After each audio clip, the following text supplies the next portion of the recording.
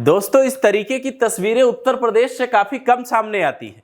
ये जो तस्वीर आप देख रहे हैं, ये एक मस्जिद की तस्वीर है और लोग खुद ही इस मस्जिद को तोड़ रहे हैं। ना बुलडोजर पहुंचा, ना सरकारी अधिकारी पहुंचे, ना योगी आदित्यनाथ का कोई आदेश पहुंचा। फिर ये जो बुलडोजर पहुंचने से पहले मस्जिद खुद ही जुम्मे के दिन यूपी के मुसलमान क्यों तोड़ने लगे? आखिर इसकी कहानी क्या है? आपने तस्वीर देखी होगी, वीडियो वायरल हो रहा है सोशल मीडिया पे, जिसमें कुछ लोग हथौड़ा लिए मस्जिद के कुछ हिस्से को तोड़ रहे हैं। तो इसकी वजह क्या है? और इससे भी हैरानी की बात यह है कि जब लोगों ने खुद मस्जिद तोड़ दी तो रात में बुलडोजर वहां क्यों पहुंचा? जरा पूरी कहानी तफसील से समझिए। ये जो दूसरी तस्वीर आप देख रहे हैं, ये बुलडोजर की है और यहाँ जो लाइट जल रही है, अंधेरा दिख रहा है, उससे आपको अंदाजा हो गया होगा ये रात की तस्वीर है।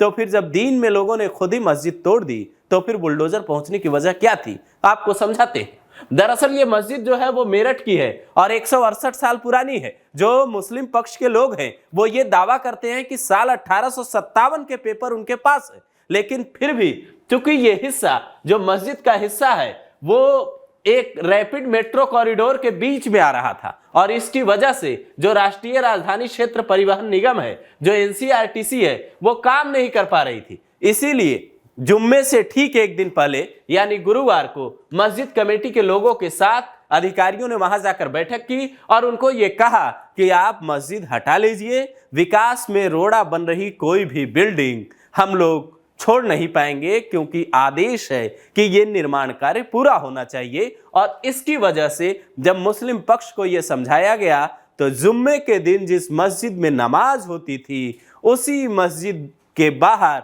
लोग हथौड़े लेकर पहुंच गए। और ये तस्वीर आप देख सकते हैं कैसे मस्जिद के कुछ हिस्से को ढहाया जा रहा है। लोग खुद ही समझदारी दिखा रहे हैं, लेकिन उसके बाद सवाल तब उठने लगे जब ये पता चला कि रात करीब 1:30 बजे के बाद जिन जगहों पे हथौड़े चल रहे थे दिन में, वहां बाबा का बुलडोजर पहुंच गया। तो सवाल था कि आखिर क्यों?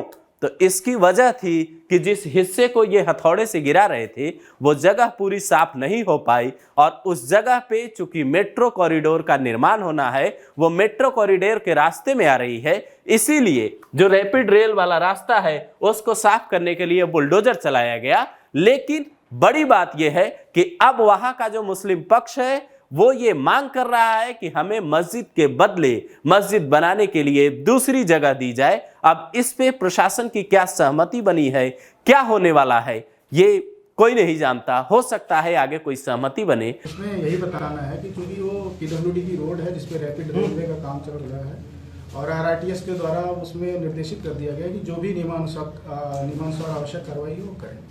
सर क्या कार्रवाई हो रहा है या रोड को चौड़ा किया जा रहा है, उस वजह से है? रोड पे काम चल रहा है, बहुत दिनों से चल रहा है और इसमें आरआरटीएस और पीडब्ल्यूडी से अलग से बात की है। अच्छा, इसके अंदर किसी तरीके का कोई विरोध का सामना करना पड़ रहा है या अभी तक कोई समझा नहीं? वो खुद ही हटा रहे हैं सर?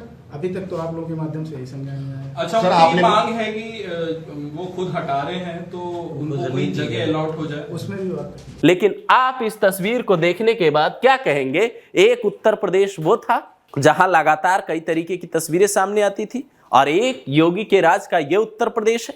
आप इन तस्वीरों को कैसे देखते हैं? कमेंट करके अपनी राय दे सकते हैं।